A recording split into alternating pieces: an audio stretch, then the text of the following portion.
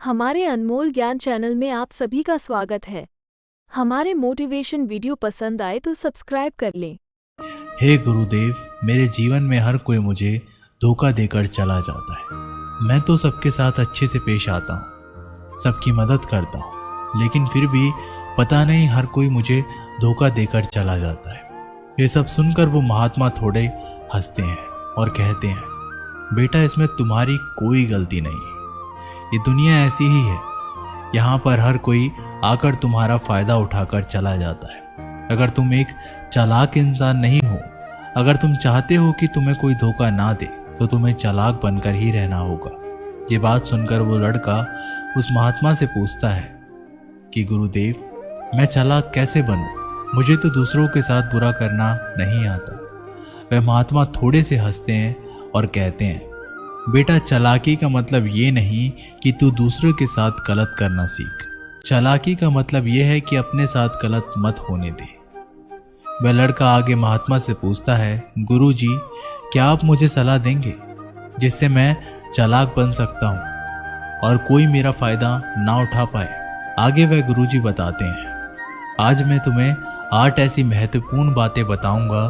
यदि तुम इसे ध्यान से सुन लोगे और अपनी जिंदगी में अपनाओगे तो तुम्हें जिंदगी में कोई भी धोखा नहीं दे पाएगा और कोई भी तुम्हारे साथ बुरा नहीं करेगा। सबसे पहला है कि वह अपनी गलती के लिए तुमसे क्षमा मांगे, और क्षमा नहीं भी मांगे तो वह अंदर ही अंदर खुद को दोषी समझने लगता है, और फिर वह अगली बार तुम पर गुस्सा करने और घृणा करने से पहले कई बार सोचेगा। लेकिन तुम्हें हर परिस्थिति में चुप भी नहीं रहना चाहिए।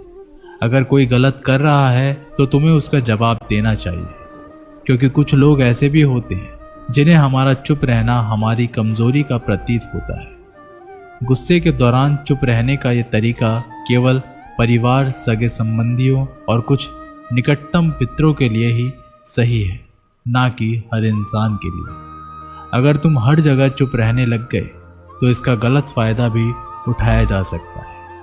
5वां, जब कोई इंसान उसके जीवन की कोई भी दुख भरी घटना या अपने जीवन की परेशानी साझा कर रहा हो, ऐसी स्थिति में चुप रहकर सिर्फ उसकी बातों को सुनना।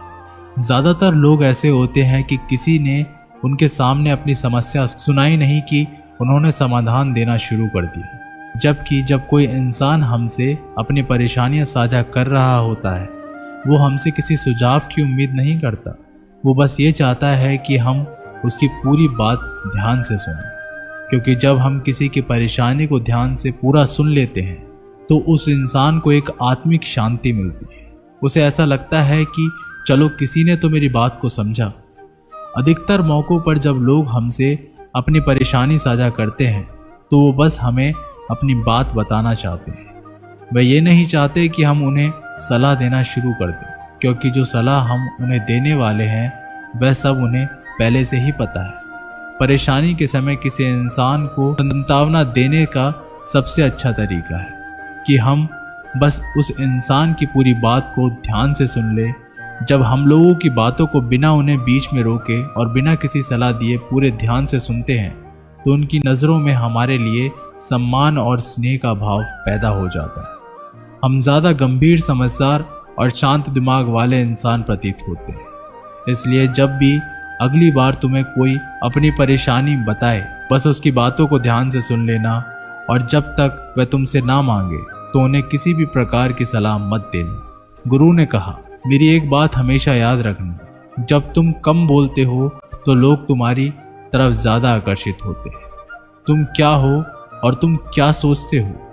शिष्य ने हाँ में सिर हिलाया और वह गुरुदेव की बातों को समझ चुका था। उसे किन किन परिस्थितियों में शांत रहना है।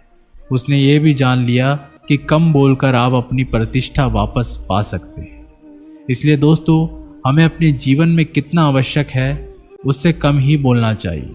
हम आशा करते हैं आपको ये वीडियो पसंद आई होगी। मिलते हैं एक अगली वीडियो के साथ, तब तक के लिए अपना ध्यान रखें। जय श्री कृष्ण।